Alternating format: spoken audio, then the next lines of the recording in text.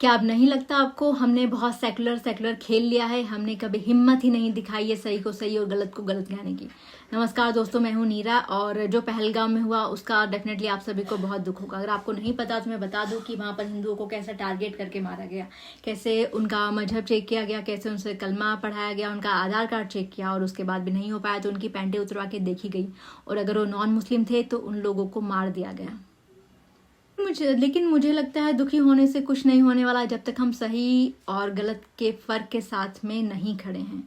बहुत सालों से हम मुंह खोल के ये नहीं कह पाए हैं कि हाँ ये गलत हुआ है। और जिन लोगों ने मासूमों की जानें ली हैं, जो पहले भी बहुत बार ले चुके हैं, वो टेररिस्ट थे, उनका मजहब इस्लाम था और उन्होंने जो हत्याएं की वो केवल अपने मजहब के नाम पर की।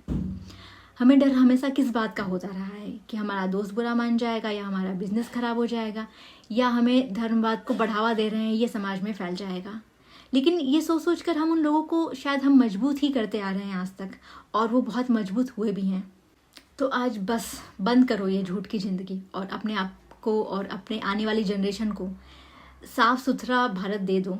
उन्हें ये हिम्मत दे दो कि सच के साथ खड़े हो जाएं और गर्व से बोले कि हम हिंदू हैं और जो गलत हो रहा है, जिन लोगों ने भी किया है, चाहे वो किसी भी धर्म का हो, चाहे हिंदू धर्म का हो, चाहे मुस्लिम धर्म का हो, सही रीजन के साथ, सही बोल के, सही शब्दों के साथ ये बताओ कि गलत हुआ है। और जो आज के हालात चल रहे हैं, चाहे वो वेस्ट बंगाल हो जहाँ पर माइग्रेटेड मुस्लिम भरे पड़े हैं, कहाँ से? बांग्लादेश से। उन्हें शरण दी गई है। शरण किसके थ्रू दी गई है? हमारे पॉलिटिशियंस पार्टी के थ्रू। और हिंदुओं को जो कि अब वहाँ पर माइनर होते जा रहे हैं, उन्हें अपनी ज़िंदगी, अपनी जान बचाने के लिए भागना पड़ रहा है।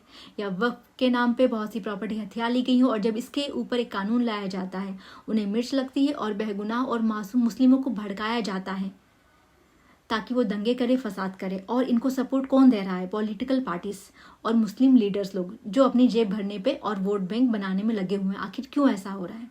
बचपन में हमने सीखा था कि मजहब नहीं सिखाता आपस में बैर रखना, बचपन से ही वही मानकर हम चले हैं। और लेकिन जब ये झूठ हम और नहीं सह सकते और यहाँ हम आपस में जातिवाद भाषा के नाम पर लड़ रहे हैं और वहाँ पर वो हमें मार रहे हैं, किस नाम पे? धर्म के नाम पर। आतंकवादी हमेशा मजहब के नाम पर ही हो रहे हैं सालों से, और आतंकवाद को बस एक ही क्राइटेरिया होता है, वो है धर्म। अगर हिंदू नहीं है तो वो काफिर है। देखा जाए तो यहाँ पर भारत सरकार को सिर्फ बाहरी आतंकवाद से ही नहीं लड़ना है, बल्कि देश के अंदर पनप रहे आतंकवाद से भी लड़ना है। क्योंकि भारत की मिट्टी में रहकर जो अजमल कसाब और अफजल गुरु जैसे लोगों को शहीद मानता है, चाहे वो हिंदू हो चाहे मुसलमान हो, वो हमारे देश का हो ही नहीं सकता है। वो शायद वो आस्तीन का सांप है जो अपने आप को एक टाइम पर स्ट्रांग बनाने के बाद डसेगा, लेकिन वो आप ही को डसेगा और अपने देश को अंदर ही अंदर खोखला कर देगा। तो मैं तो कहती हूँ उन लोगों को 1 महीने का राशन पानी दे के इनके वतन, इनके मुल्क, इनके देश में भेज दिया जाए, जहाँ पर ये खुश रहेंगे इनके अपने आतंकवादी लोगों के साथ में। जय हिंद।